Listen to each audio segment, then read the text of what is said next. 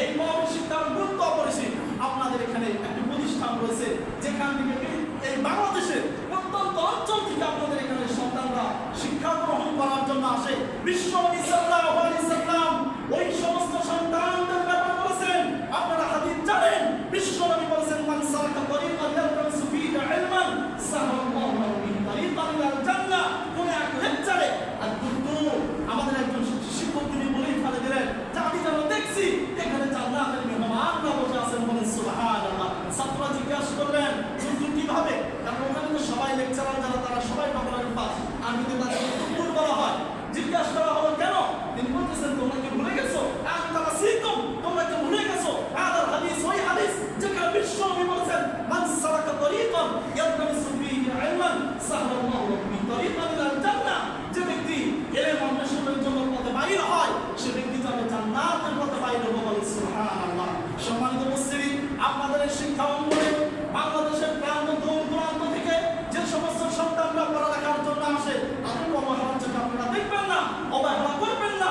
আর অবহেলা করেন না বিধায় আজকে প্রতিষ্ঠান টিকে রয়েছে, সন্তানরা এখানে লেখাপড়া করার সুযোগ পাচ্ছে, আলহামদুলিল্লাহ আলহামদুলিল্লাহ। সুতরাং তাদেরকে জান্নাতের একটা টুকরা হিসেবে আপনারা মনে করে এদেরকে স্নেহ করবেন, এদের প্রতি আপনারা মায়া মহব্বত দয়া আপনারা করবেন। বিশ্বনবী সাল্লাল্লাহু আলাইহি ওয়াসাল্লাম বলেছেন, আপনাদের এই সন্তানদের জন্য হাত্তাল হিতাম, এমনকি গর্তের এমনকি আপনার মাছ পর্যন্ত তাদের জন্য দোয়া করে, বলেন সুবহানাল্লাহ। গর্তের মাছ আপনারা আমার জন্য দোয়া করেন না বাচ্চা, আমরা সাধারণ মানুষ, কিন্তু আপনার এলাকায় যে সন্তানদেরকে আপনারা মানুষ করতেছেন, তাদেরকে হাত্তাল হিতাম গর্তের মাছ পর্যন্ত তাদের জন্য দোয়া করে, বলেন সুবহানাল্লাহ। এবং বিশ্বনবী সাল্লাল্লাহু আলাইহি ওয়াসাল্লাম বলেছেন, যেখানে কোরআনের চর্চা হয়, বিশ্বনবী বলেছেন তার আশেপাশে ফেরেশতারা ঘেরাও দিয়ে থাকে এবং আসলিহাতাহুম, তাদের পাখা দ্বারা সেখানে রহমতের বাতাস করা হয়, বলেন সুবহানাল্লাহ। সম্মানিত মুসলিম, যে এলাকায়, যে অঞ্চলে, যে গ্রামে, যে মহল্লায়, যে পাড়ায় এরকম প্রতিষ্ঠান রয়েছে, এই এলাকায় দুর্যোগ কম হয়, দুর্ভিক্ষ কম হয়। অনেক লক্ষ্য করে দেখবেন, একাকিত্বভাবে ভাববেন যে আমি বিষয়টি ভুল বললাম কিনা।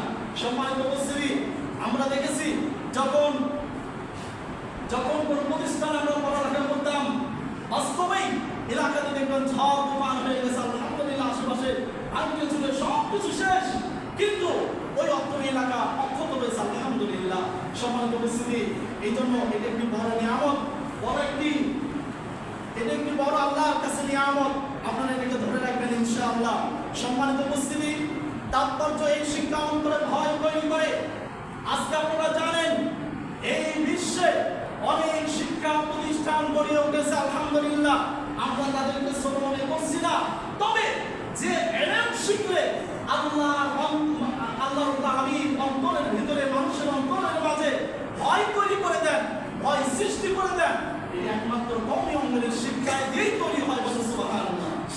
প্রিয় মুসলিম ভাইরা, নবী সাল্লাল্লাহু আলাইহি ওয়াসাল্লাম বলেছেন, ইন্নাল্লাহা লা ইয়ানজুরু ইলা আজসামিকুম ওয়ালা সুওয়ারিকুম।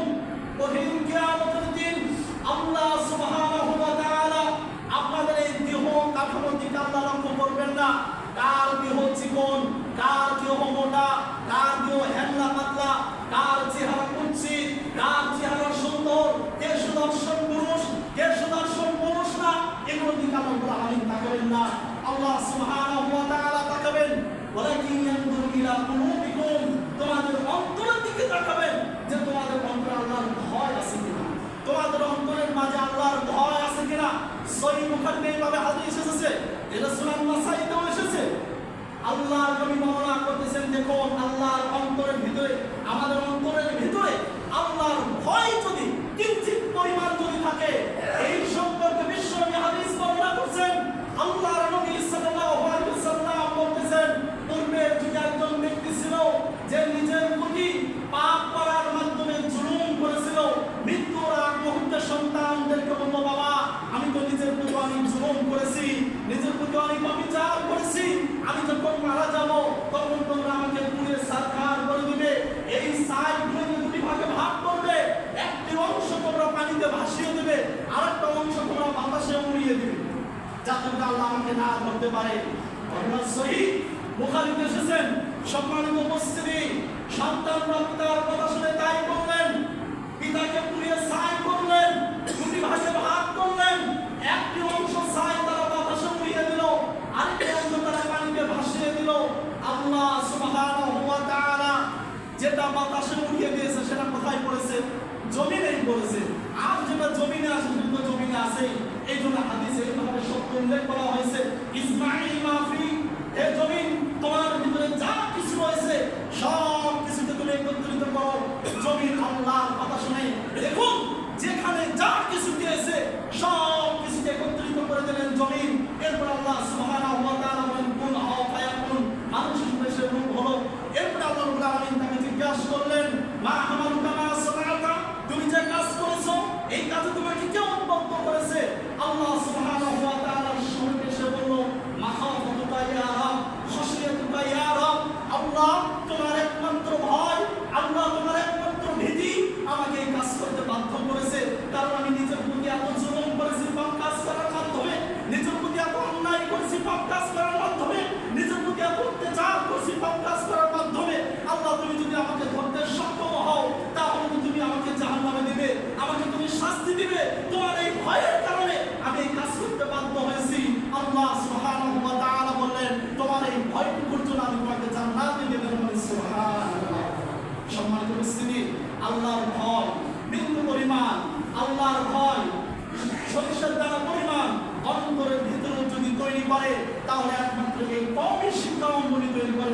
সুবহানাল্লাহ। আর সেই প্রতিষ্ঠান আপনারা লিখেছেন আলহামদুলিল্লাহ।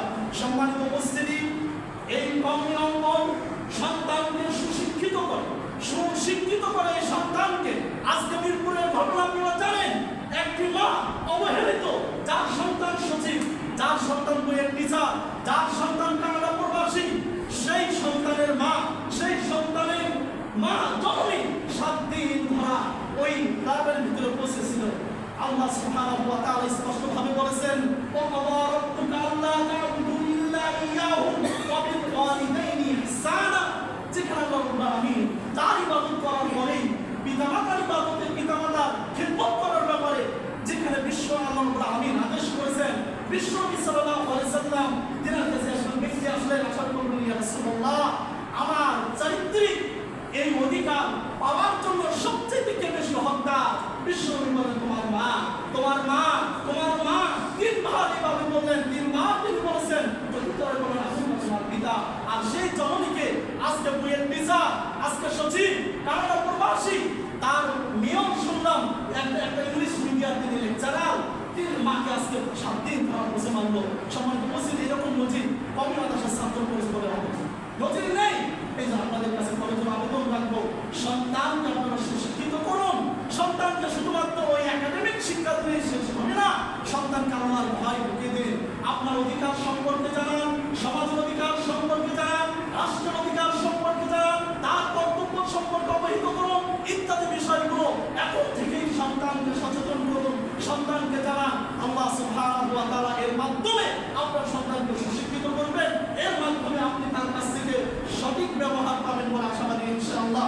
আল্লাহ সুবহানাহু ওয়া তাআলা সেই তৌফিক দান করুন। আল্লাহুম্মা আমিন।